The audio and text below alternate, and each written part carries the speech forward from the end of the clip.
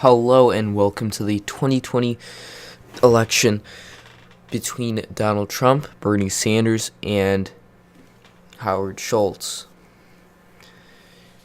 If you don't know who Howard Schultz is, he is most likely to run as an independent if one of the progressives does become the nominee for the Democratic Party. I would explain him more as a moderate, old-style Democrat, and would take a lot of the Democratic vote away, especially those moderate and people who do not believe in the progressive rhetoric. We're going to start off with the safe Republican states: Utah, Idaho, Montana, Wyoming, North and South Dakota, Nebraska, except that second congressional district, Kansas, Oklahoma, Texas, Alaska, Louisiana, Arkansas, Missouri, Mississippi, Alabama, Tennessee, Kentucky, Indiana, Ohio, West Virginia, South Carolina, and that second district. You could already see the effect taking place because normally I would have Ohio, Texas, and that second congressional district not declared yet, and usually staying with 125.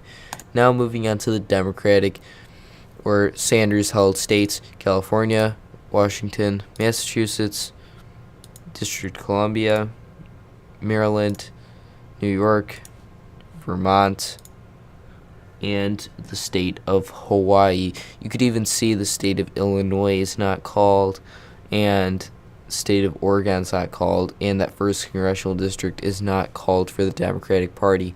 Moving into the likely Republican states, the state of Georgia, North Carolina. Georgia, the reason is Sanders is not very popular there, and most of the Democrats are moderate and moderate liberals, and that would effectively take a lot of the votes away from Bernie Sanders there and cementing it more for Donald Trump, as well as North Carolina, where Sanders isn't that popular in polling, where he's actually lower in polling than Trump versus Cory Booker, which was very surprising. Another state would be Iowa, and the state of Arizona and Pennsylvania. So now this is very, very close now. So giving now, actually I forgot one, that second congressional district. The reason for this is just a lot of, if you're going to win these states as a Democrat, a lot of them are moderate and moderate liberals. And this would be very hard, especially if you're splitting the vote between two candidates that align with Democratic policies. So this would be very bad. Whoever the Democratic progressive nominee is, or non-progressive nominee is, we'll see a huge, huge difference from 2016. This would be very interesting. This would be basically a 1990s Ross Perot for the Democrats. Moving into the likely states for the Democrats: state of Oregon, Illinois, Rhode Island, Connecticut, New Jersey, Delaware, and that is all. So this is, and that first congressional district. So now, 183 to 251. It says must win now under here, which I like this. This is actually pretty cool. They need to win the state of Florida, which they cannot because there's a lot of moderates there, and effectively taking more independent voters away from Bernie Sanders, effectively putting Trump as the next, re-elected president with 280 electoral votes, with 75 in the toss-up. Moving to the state of Wisconsin and Michigan, these would effectively go in the lean column, as well as the state of Virginia. This will be very surprising to many people because Virginia is not progressive Democrats. They are very moderate.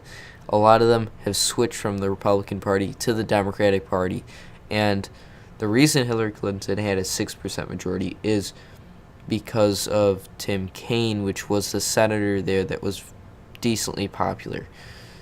Trump got lost by around 5 point something percent to 6%, something like that. And putting a moderate in this would be detrimental to the Sanders campaign. And I could see the state of Nevada very close to 2016, and the state of New Hampshire, putting Trump now at 329. Another area I could see Trump gaining is Maine at large, now putting it at 331 electoral votes. Moving into the Democratic lean column, I could see the state of New Mexico, and that is all. New Mexico has a lot of Democratic moderate liberals, but there's a lot more progressives there, and far liberal not candidates, but voters, which would align with Sanders more than Schultz and Trump combined. Moving in now to the Republican tilt, states of Colorado and Minnesota, both very close in 2016, about 4% and 2%.